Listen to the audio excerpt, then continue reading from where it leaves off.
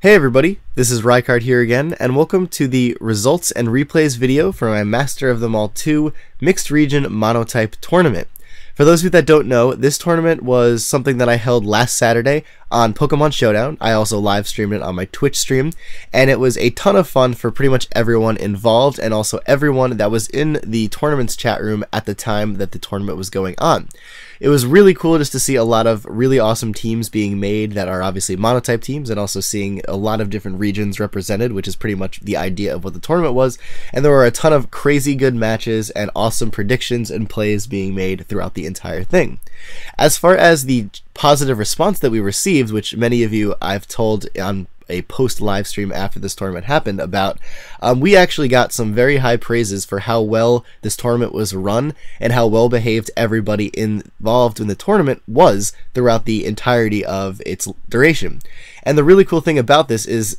me personally, but also I would say everybody else here, because they were involved in the tournament, made a bunch of friends in regards to the mods in the tournament chat room that weekend, because of how well everything was put together and how we were able to bring the numbers of people involved in the tournament chat room up to over 250, which was the highest it has ever been in an extremely long time. So a ton of people, especially like the mods and stuff like that, were very interested in potentially helping out with future Master of Them All tournaments, which is possibly one of the best things that could have come out of this. Now, there were a few issues in regards to people either not showing up who signed up, or people leaving mid-tournament and not really telling anybody, or not really having a very good way to make it known that they did leave. And those are things that we also talked about after the tournament that we're going to try to fix for next time. So if you weren't able to enter this one, hopefully the next tournament that you are able to attend will be even better run than the one that happened last weekend. But as far as where you can find all these videos and the bracket,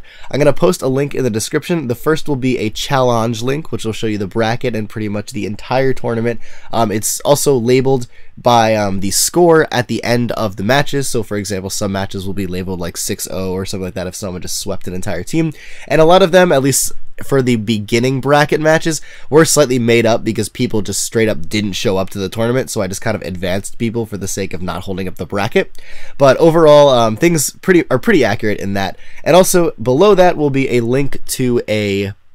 Google Doc that I made just recently. I have to organize it a bit, but it will basically show every single replay that I got as a result of the tournament, so you can kind of watch a ton of really awesome monotype mixed region matches that also took place in the tournament. I also have a list of highlight matches that I thought were like particularly exciting ones, so those would probably be the first ones to check out in my opinion. But moving on, I will be now narrating the grand finals match that took place in this tournament, so let's jump over to that right now.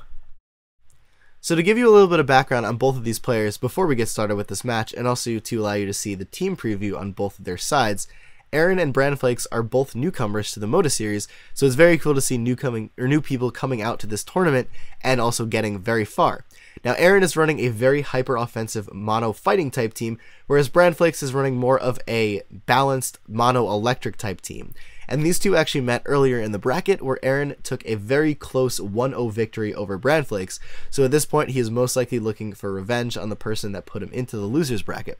So to start things off, Aaron is going to lead off with his Scrafty, and Brandflakes is going to lead off with his Rotom Heat. Now he's going to go for the Will-O-Wisp as the Scrafty starts setting up, but unfortunately for Brandflakes, this happens to be the Shed Skin variant of Scrafty and gets the gets the Shed Skin ability to activate first turn, allowing him to heal off the burn status and get off a huge chunk of damage on the Rotom. Now he decides to Volt Switch out to get off some good damage on the Scrafty, and also bring his Manectric to Mega Evolve freely and get off an Intimidate to bring its attack down to neutral. But Aaron continues to try and set up, and also gets the Shed Skin to activate yet again, allowing him to now outspeed this Manectric and live another Thunderbolt as he goes for the Drain Punch to recover a ton of HP. But at this point, he can't leave his Manectric in because it's a very important Pokemon, outspeeding the majority of Aaron's team, so he's going to go into his Rotom and sacrifice it right here as he goes for the Drain Punch. Now he is going to go in his Manectric back out into this to get off another Intimidate, and then switch out into his Zapdos immediately to take the predicted Drain Punch, but unfortunately Aaron also has Ice Punch on the Scrafty, which is going to do a very good bit of damage to the Zapdos, which I believe is specially defensive as opposed to physically defensive.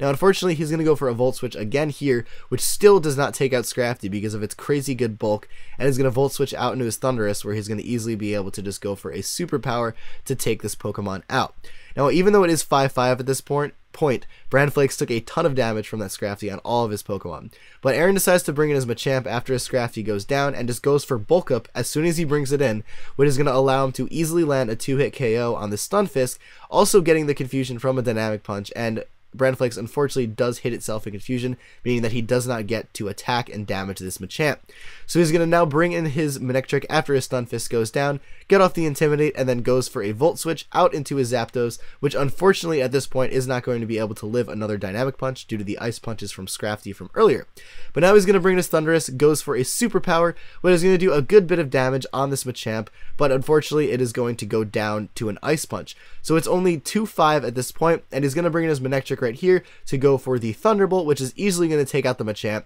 but Aaron decides to just bring in his Hawlucha to die, which is pretty much what he did with his Hawlucha the entire tournament, which I just think is really funny. But anyways, he's going to go out into his Infernape right here.